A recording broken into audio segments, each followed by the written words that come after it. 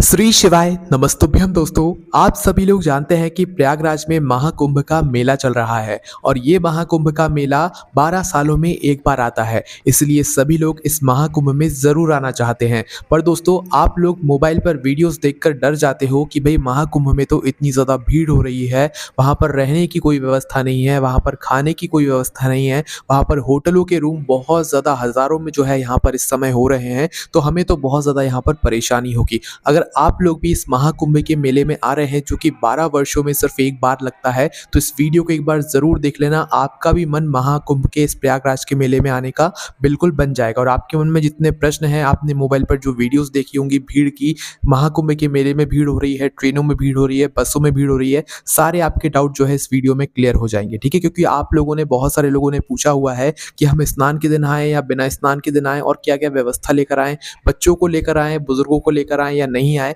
सारे प्रश्नों के जवाब आपको इस वीडियो में मिल जाएंगे, है ना। देखो, सबसे पहली चीज तो हम आपकी बात करते हैं आने जाने की और आपको अपनी व्यवस्था क्या लेकर चलना है। देखो, आपको महाकुंभ प्रयागराज में जो भी व्यवस्था मिले वो ठीक है, वहां पर मिल जाएंगी, पर आपको अपनी व्यवस्था खुद लेकर चलना है सबसे पहले तो। बाकी फिर वो जो भी वहां पर व्यवस्था मिलेंगी आप उनका लाभ लेना, पर अपने घर से अपनी व्यवस्था सबसे पहले बनाकर निकलना। ठीक है, अपने ट्रेन के टिकट बुक कराने से पहले ही ये सारी बात आप लोग सोच कर रखना, है ना। सबसे पहली चीज तो आपको क्या करना है, ऐसी ट्रेन बुक करना है जो आप लोगों को सीधा प्रयागराज जाकर पहुंचा दे। अब देखो, प्रयागराज में एक स्टेशन नहीं है, सबसे बड़ा स्टेशन प्रयागराज जंक्शन है, तो वहां के लिए अगर आपको ट्रेन मिलती है तो वहां पर भी आप लोग जो है उतर सकते हो अपनी ट्रेन से।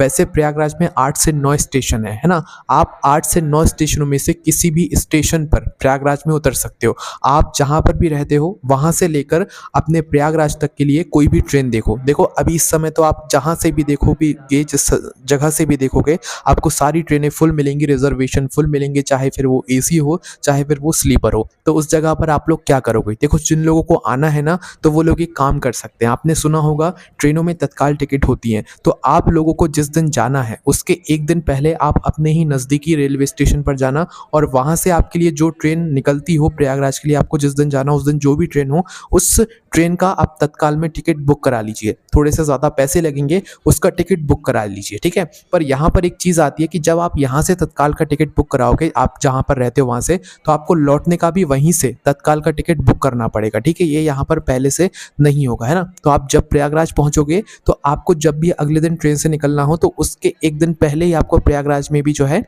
वहाँ के स्टेशन पर जो है तत्काल का टिकट बुक करना पड़ेगा। इस बात का ध्यान रखना, है ना, और रिजर्वेशन कराकर ही जाना तो आपके लिए ज़्यादा बेहतर यहाँ पर होगा, है ना। तो चलो अब हम बात करते हैं कि अगर आप लोग जनरल के टिकट से जा रहे हो तो आपको क्या यहाँ पर दिक्कत परेशानियाँ होंगी। तो देखो, अगर आप लोग बिना शाही स्नान या अमृत स्नान वाले दिन जा रहे हो सिर्फ जनरल का टिकट लेकर, सबसे बड़ी समस्या यही होगी कि भाई हमको टिकट नहीं मिला है, तो उस जगह पर ज़्यादातर लोग जो है जनरल का टिकट लेकर ही जाएंगे। तो उस जगह पर दोस्तों हम आपको बता दें कि अगर आप लोग अमृत स्नान या शाही स्नान के दिन को छोड़कर किसी भी दिन जा रहे हो इस महाकुंभ के मेले में, तो आपको आराम से जगह मिल जाएगी ट्रेन में, चाहे आप जनरल का टिकट लेकर जा रहे हो चाहे कोई सा लेकर जा रहे हो। वैसे रिजर्वेशन जिनके हैं भाई उनको तो कोई दिक्कत नहीं होने वाली है, पर जिनका रिजर्वेशन नहीं है, अगर वो शाही स्नान या अमृत स्नान के दिन को छोड़कर किसी भी दिन आप, वो लोग जहाँ से रहते हैं वहां से जनरल के टिकट लेकर प्रयागराज पहुंच रहे हैं, तो उन्हें इतनी दिक्कत परेशानी नहीं होगी। उन्हें जनरल में भी आधे घंटे खड़े होने के बाद जगह कहीं ना कहीं मिल ही जाएगी। ठीक है, और अगर जनरल में जगह नहीं मिलती है तो फिर आप स्लीपर के डिब्बे में जो है चढ़ सकते हो। हालांकि स्लीपर के डिब्बे में चढ़ना सही नहीं होता है, पर इस समय हर जगह से लोग स्लीपर के डिब्बे में भी चढ़ रहे हैं और वहां पर भी बैठ रहे हैं, क्योंकि जनरल के डिब्बे में उतनी जगह होती नहीं है ना। तो भाई आप लोग भी ऐसा कर सकते हो, पर हम आपको यही बोलेंगे कि आपको रिजर्वेशन अगर हो जाता है तो वो ज़्यादा अच्छा है। बाकी जनरल के डब्बों में जाने में आपको ऐसा नहीं कि भाई बहुत ज़्यादा भीड़ मिलेगी, बस जो अमृत स्नान और शाही स्नान होगा उस दिन ज़रूर हम कहेंगे कि आपको जाते समय भी बहुत ज़्यादा भीड़ मिलेगी और आते समय भी बहुत ज़्यादा भीड़ मिलेगी। इतनी भीड़ मिलेगी कि आपको पैर रखने की जगह नहीं होगी, है ना। तो इस हिसाब से देख लीजिएगा कि अगर आप बिना अमृत स्नान या शाही स्नान के जा रहे हैं तो आप जनरल का टिकट लेकर जा सकते हैं, और अगर अमृत स्नान या शाही स्नान के दिन जा रहे हैं तो आपको बिल्कुल फंस के जाना पड़ेगा ट्रेनों में, है ना। इसके अलावा अगर आपको बस से जाने में कोई दिक्कत नहीं है, परेशानी नहीं है, तो आप बस से जाओ तो आपको ज़्यादा बेहतर है। बस में आपको आराम से जगह कहीं ना कहीं मिल ही जाएगी। ठीक है, तो ये बात आपको समझ आई। अब इसके बाद में दोस्तों बात करते हैं हम लोग, आप जब जाओगे प्रयागराज के इस मेले में, महाकुंभ में, तो भाई आपको अपने साथ में क्या क्या लेकर जाना है और अपने साथ में किन किन लोगों को लेकर जाना है। तो देखो, सबसे पहले हम आपसे बात कर लेते हैं कि भाई आपके घर से जितने भी लोग जा रहे हैं उसमें आपको ध्यान ये बात रखनी है कि अगर आपके घर में कोई ऐसा है जो कि ज़्यादा बुजुर्ग है, उसकी उनकी उम्र ज़्यादा है, तो भाई आप जो है उनको सोच समझ कर ही लेकर जाना। और अगर लेकर जा भी रहे हो तो अमृत स्नान या शाही स्नान वाले दिन मत लेकर जाना, क्योंकि उस दिन आपको बहुत ज़्यादा पैदल वहाँ पर चलना पड़ेगा। हम आपको एक एग्जाम्पल या अनुमानित बता दें तो 5 से 10 किलोमीटर तो आपको पैदल चलना ही पड़ेगा, फिर चाहे आप बुजुर्ग हो चाहे कोई हो, है ना। इसके अलावा दोस्तों बच्चे बच्चे भी परेशान हो जाते हैं, तो बच्चे या बुजुर्गों को अगर आप लोग लेकर आ रहे हो तो कोशिश करना कि शाही स्नान के दिन को छोड़कर आओ। हम आपसे मना नहीं कर रहे हैं, बस जो वहाँ की चीज़ें हैं वो हम आपको सारी चीज़ें बता रहे हैं ताकि आप वहाँ पर जाकर परेशान ना हो, है ना। और अगर आप लोग शाही स्नान के दिन को छोड़कर किसी भी दिन आ रहे हो तो आप अपने घर के बुजुर्गों को भी लेकर आ सकते हो, अपने घर के बच्चों को भी लेकर आ सकते हो, ठीक है। क्योंकि सभी लोग चाहते हैं कि भाई उनके घर के उनका पूरा परिवार जो है शाही स्नान करे, अमृत स्नान करे इस महाकुंभ के मेले में, ठीक है। तो बस ध्यान रखना शाही स्नान और अमृत स्नान वाले जितने भी दिन होंगे, और ध्यान रखना हम शाही स्नान और अमृत स्नान जब भी बोले तो शाही स्नान और अमृत स्नान की एक दिन पहले और एक दिन बाद की हम आपको बात बता रहे हैं, क्योंकि शाही स्नान के एक दिन पहले भी ट्रेन में आपको भीड़ मिलेगी, शाही स्नान के एक दिन बाद भी आपको ट्रेन में भीड़ मिलेगी, और शाही स्नान के दिन तो भाई भीड़ ही भीड़ आपको वहाँ पर मिलेगी, ट्रेनों में हो चाहे कोई भी जगह हो, क्योंकि उस दिन जो है ज़्यादा मात्रा में लोग वहाँ पर पहुँचते हैं ना। इस बात का ध्यान रखिएगा। तो इस बात का आप लोग हमेशा मतलब ये बात का समझ लीजिएगा। इसके बाद में आप अपने घर से जितने भी लोग आ रहे हैं, पूरा परिवार भी आ रहा है, एक जने आ रहे हैं, 2 जने आ रहे हैं, 5 जने आ रहे हैं, आपको उतने लोगों की व्यवस्था अपने घर से लेकर निकलनी है, क्योंकि हो सकता है वहाँ पर आपको रहने के लिए जगह ना मिले, या मिल भी जाए तो भाई आप लोगों को वहाँ पर कुछ परेशानी हो, या आप लोगों को वो जगह मिले ही ना जहाँ पर आपको रुकना है ना। क्योंकि होटल्स वगैरह के रेट्स तो भाई वहाँ पर बहुत ज़्यादा हैं। पर डे का आपको कम से कम ये मानकर चलो 5,000 रुपये से तो कहीं कम कहीं मिलने ही नहीं वाला है, जो कि कोई भी इंसान नहीं सोचेगा कि एक रात के लिए 5,000 रुपये हम ऐसे दे दें, है ना। तो ये कहीं ना कहीं लोगों के मन में रहता है कि भाई वो लोग इतने पैसे नहीं खर्चेंगे, है ना, खर्च करेंगे। तो इस वजह से दोस्तों आप लोग कोशिश करना सबसे पहले तो अपने बिछाने के लिए अपने घर से जितने लोग निकल रहे हो उतना बड़ा कोई चद्दर या उतना बड़ा कोई पतला सा गद्दा, क्योंकि आप लोग ज़्यादा से ज़्यादा वजन मत रखना अपने साथ में, क्योंकि जितना वजन आप लेकर जाओगे उतना वजन आपको लेकर भी वहाँ पर चलना पड़ेगा, है ना। तो कम से कम वजन वाली चीज़ें आप लोग रखना, जैसे कि एक चद्दर रख लेना जिसमें आप सभी लोग बैठ सको और लेट सको, आराम कर सको, है ना। सिर्फ बैठने की जगह नहीं, आप लेट सको। इतनी बड़ी चद्दर या 1 2 3 4 5 जितनी आपके घर के सदस्य हैं उतनी चद्दर आप अपने साथ में सबसे पहले तो बिछाने के लिए रखना। उसके बाद में ओढ़ने के लिए एक पतली कम्बल या मोटी कम्बल जो हो जाए वो ज़रूर रखना। इसके अलावा आप लोग अपने घर से अपनी स्वेटर, कंबल, मोजे, ग्लव्स वगैरह सब कुछ पहन कर निकलना, क्योंकि वहाँ पर ठंड भी पड़ती है। किसी दिन पड़ती है तो किसी दिन नहीं पड़ती, क्योंकि वहाँ पर बहुत ज़्यादा लोग एक साथ आते हैं ना, तो वहाँ पर कभी कभी ठंड का एहसास नहीं भी होता है और कभी कभी ठंड का एहसास हो भी जाता है ना।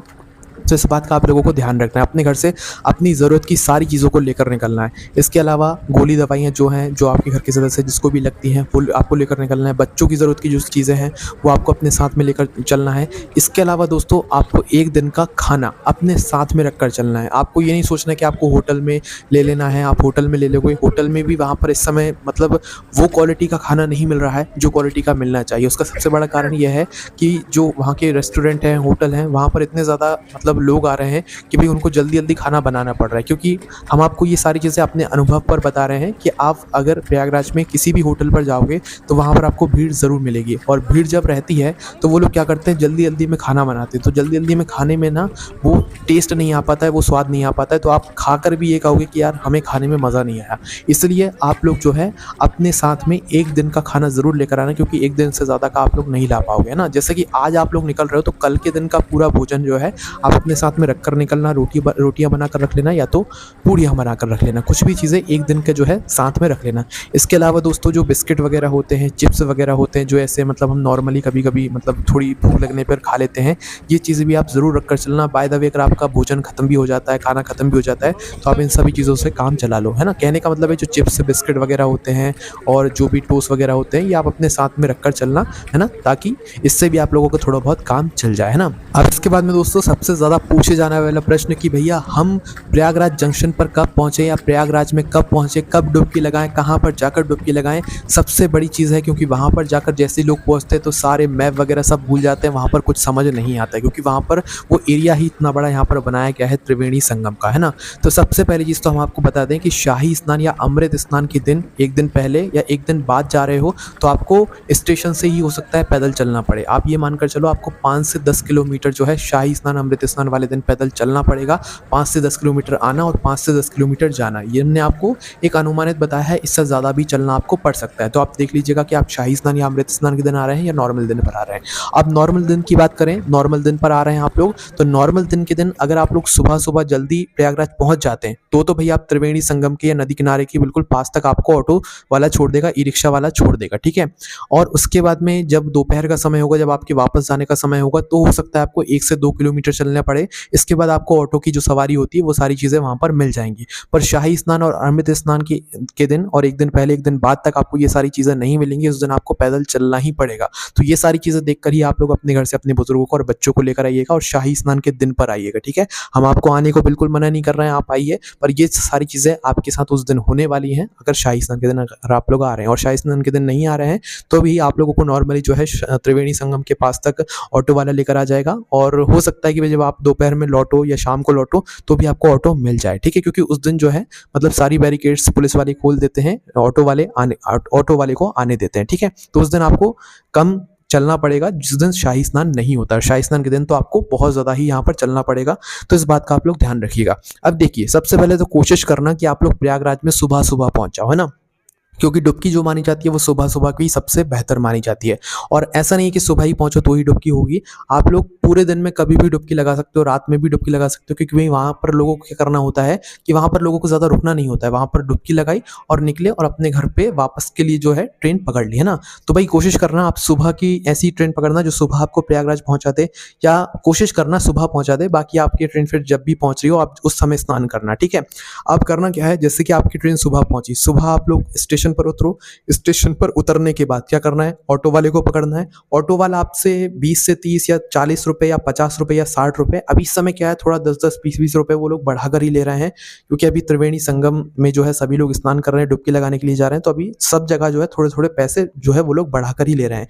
जिस समय वो 20-30 रुपए लिया करते थे, अभी वो 40-50 रुपए भी ले रहे हैं, ठीक है? तो आप अपने हिसाब से वहाँ पर बात कर लीजिएगा। बाकी हम आपको प्रयागराज जंक्शन से लेकर त्रिवेणी संगम तक का जो किराया है वो 40 रुपए है अभी इस समय के लिए, है ना? मतलब जिस दिन शाही स्नान या अमृत स्नान नहीं होता है, उस दिन 40 से 50 रुपए आपको किराया मिलेगा प्रयागराज जंक्शन से लेकर त्रिवेणी संगम तक का। और जिस दिन स्नान रहेगा, अमृत स्नान रहेगा, उस दिन किराया ये डबल भी हो सकता है, ट्रिपल भी हो सकता है। उस दिन का कोई कहना नहीं है, क्योंकि उस दिन बहुत ज़्यादा मात्रा में जो है लोग वहाँ पर आते हैं, और उस दिन तो वैसे सारी वाहनों को जो है बंद कर दिया जाता है। तो आप अपने हिसाब से ये चीज़ें देख लीजिएगा, है ना? तो सुबह-सुबह आप लोग ऑटो लेकर, ई-रिक्शा लेकर प्रयागराज जो है मतलब संगम पहुँच जाइएगा, त्रिवेणी संगम पहुँच जाइएगा। वो आपको वहीं पर पास में ही उतार देगा। उतरने के बाद आप लोगों को जो है किसी से पूछताछ करके, या दिशा आप लोगों को निर्देश जो है बोर्डों पर लिखे हुए होंगे, तो आप उसके अनुसार जो है मतलब किसी भी घाट पर चले जाइएगा। सबसे पहले तो देखो, यहाँ पर हम आपको एक बात बता दें, अगर आपको त्रिवेणी संगम में स्नान करना है, मतलब जहाँ पर 3 नदियों का मिलन हुआ है, गंगा, यमुना और सरस्वती जी का, तो भाई वहाँ पर जाने के लिए आपको बोट का सहारा लेना पड़ेगा, क्योंकि इतनी भीड़ में आपको कुछ समझ नहीं आएगा वहाँ पर, इस वजह से, है ना? तो बोट का आपको सहारा लेना पड़ेगा। अन्यथा आप लोग किसी भी घाट पर जाओगे तो वहाँ पर आप किनारे पर भी आप लोगों को जो है स्नान करने की व्यवस्था बनाई गई है, तो वहाँ पर आप किनारे पर भी स्नान कर सकते हो। पर वहाँ पर आपको समझ नहीं आएगा कि भाई ये गंगा जी है, यमुना जी है या सरस्वती जी। अगर आपको ऐसे स्नान करना है तो आप किसी भी किनारे पर, घाट पर जाकर स्नान कर सकते हो। और अगर आपको त्रिवेणी संगम पर मिलन के बिंदु पर जो है यहाँ पर स्नान करना है, गंगा, यमुना और सरस्वती जी के, तो उसके लिए आपको एक बोट लेना पड़ेगा। बोट वाले आपको वैसे ही पकड़ने शुरू कर देंगे जैसे ही आप लोग किसी भी घाट पर पहुँचेंगे कि हमारे साथ चलो, हमारे साथ चलो। पर आप लोगों को जो है किसी अच्छे वाले बोट नाविक से ही जो है, नाव वाले से ही जो है बात करनी है कि वो आपसे कितना पैसा ले रहा है। आप पहले जो है उसे बता देना आप लोग कितने लोग हो। एक नाव में 10 लोग को जो है वो लोग बैठा सकते हैं, और एक व्यक्ति का त्रिवेणी संगम तक पहुंचाने के लिए और आप लोगों को स्नान कराकर और पूरा जो है घुमाकर वापस जगह तक छोड़ने के लिए वो आपको 200 रुपये लेते हैं ना। 200 रुपये सबसे फिक्स रेट है, इससे ज़्यादा वो आपको बताएंगे, पर आप लोग जो है थोड़ा बातचीत करके उन्हें 200 रुपये तक लेकर आ जाना, ठीक है? कोई आपको 250 बताएगा, 250 रुपये पर व्यक्ति, 300 रुपये पर व्यक्ति, पर जो है एक मिनिमम जो है सभी लोगों के हिसाब से 200 रुपये पर व्यक्ति का जो एक चार्ज है वो अभी इस समय सभी लोग ले रहे हैं, ठीक है? मतलब वो बार्गेनिंग करते करते 200 रुपये तक पहुंच जाते हैं। तो 200 रुपये पर व्यक्ति का जो है वो लोग चार्ज ले रहे हैं बोट में बैठने का। मतलब वो आपको घाट से बोट पर बैठाएंगे, त्रिवेणी संगम तक ले जाएंगे। आप लोग त्रिवेणी संगम में जितनी देर स्नान करोगे वो लोग वहीं रुकेंगे, आपको स्नान कराकर वो लोग वापस में बोट में बैठाएंगे, और बोट में बैठाने के बाद आपको एक बहुत लंबा चक्कर जो है यमुना जी का, गंगा जी का जो है वहीं घुमाकर जो है, क्योंकि वहाँ पर व्यवस्था ऐसी की गई है ताकि नावों की भी जो है वहाँ पर एकदम से भीड़ ना लगे, तो इस वजह से वो आपको एक पूरा चक्कर लगाकर घाट पर छोड़ देंगे। जैसे ही आप लोग घाट पर आते हो तो घाट पर आने के बाद जो है आप लोगों के स्नान वगैरह सब कुछ हो जाएंगे, है ना। और ध्यान रखना त्रिवेणी संगम में जब पहुंचो तो डुबकी जरूर लगाना। आपके घर का अगर कोई सदस्य ना भी आया हुआ हो तो उसके नाम की भी डुबकी लगाना, ये बहुत ही अच्छा माना जाता है, ठीक है। त्रिवेणी संगम में गए हुए हो तो डुबकी जरूर लगाना, मतलब अपनी नाक को पकड़कर और डुबकी लगाना, है ना। इस त्रिवेणी संगम में जाकर डुबकी लगाने का बड़ा महत्व माना जाता है। घर का कोई सदस्य ना पाए हो किसी कारणवश तो उसके नाम की भी आप लोग डुबकी जरूर लगाना। 5 से 10 डुबकी, 15 डुबकी, 20 डुबकी जरूर लगा कर आना, अच्छा माना जाता है।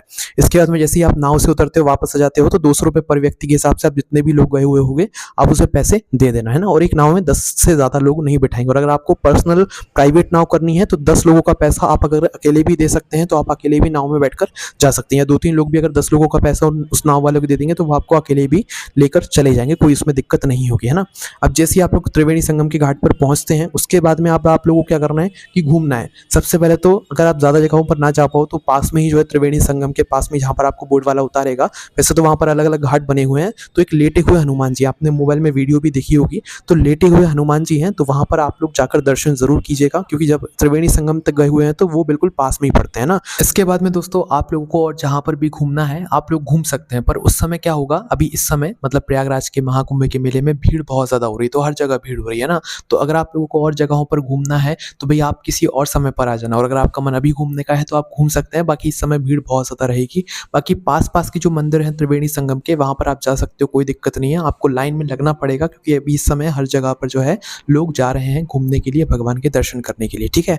इसके अलावा दोस्तों अब आप लोग क्या करना है, आपकी जैसे ही सब दर्शन हो जाए, त्रिवेणी संगम में स्नान हो जाए, उसके बाद में अगर आप लोगों का रुकने का कोई स्थान मिल गया है, कोई होटल वगैरह आपने बुक कर रखी हुई है तो वहां पर चले जाना। अन्यथा वैसे ज्यादातर लोग तो होटल नहीं ले रहे हैं, ज्यादातर लोग क्या कर रहे हैं कि भाई अपने साथ में अपना रहने का जो बिछाने का जो चद्दर वगैरह है वो साथ ला रहे हैं, और वहीं पर त्रिवेणी संगम में के पास में कहीं पर भी एक अपना चद्दर बिछाकर वहीं पर भी थोड़ी बहुत देर आराम कर रहे हैं, ठीक है। उसके बाद में जो है वो लोग अपनी आगे की जो भी यात्रा है वो कर रहे हैं। इसके बाद में अगर आपको वहां पर रुकना है तो जन आश्रय केंद्र जो है सरकार के द्वारा बनाए गए हैं, जो कि आप लोगों को 100 रुपये पर डे के हिसाब से वहां पर मिल जाएंगे, ठीक है, जो कि सरकार के द्वारा बनाए गए। सिर्फ यही एक चीज है वहां पर रहने के लिए जो कि आपको बहुत सस्ते में मिल जाएगी, या अगर आपके जो वहाँ के जो बाबा हैं अगर आपके कोई पहचान के हैं तो आप उनसे भी बात कर सकते हैं, वो भी आपको अपने तंबू में या टेंट में रहने की जो है इजाजत दे सकते हैं, आप उनसे भी बात कर सकते हैं। सिर्फ यही 2 तरीके हैं वहाँ पर कम पैसों में रहने के। इसके अलावा होटल वगैरह तो वहाँ पर बहुत महंगे महंगे जो है आप लोगों को वहाँ पर बताए जाएंगे, जो कि आप लोग को लेना सही भी नहीं रहेगा, क्योंकि इतनी ज़्यादा महंगे होटल एक रात के लिए सही नहीं माना जाता है ना। इसके अलावा दोस्तों अगर आप लोगों को कहीं पर भी जगह नहीं मिलती, आपको जन आश्रय केंद्र नहीं मिलते हैं, सरकार द्वारा बनाई गई चीज़ें नहीं मिलती हैं, तो आप लोग सीधा पहुँच जाना रेलवे स्टेशन पर, जहाँ से आपकी वापस के लिए ट्रेन होती है ना। और ध्यान रखना कि आप लोगों को क्या करना है, सुबह जैसे ही आप लोग प्रयागराज पहुंच जाओ तो आपको शाम की वापस की जो है ट्रेन रख लेनी है, बुक कर लेनी है, जिससे कि आप लोग वापस अपने घर पर पहुंच जाओ, है ना।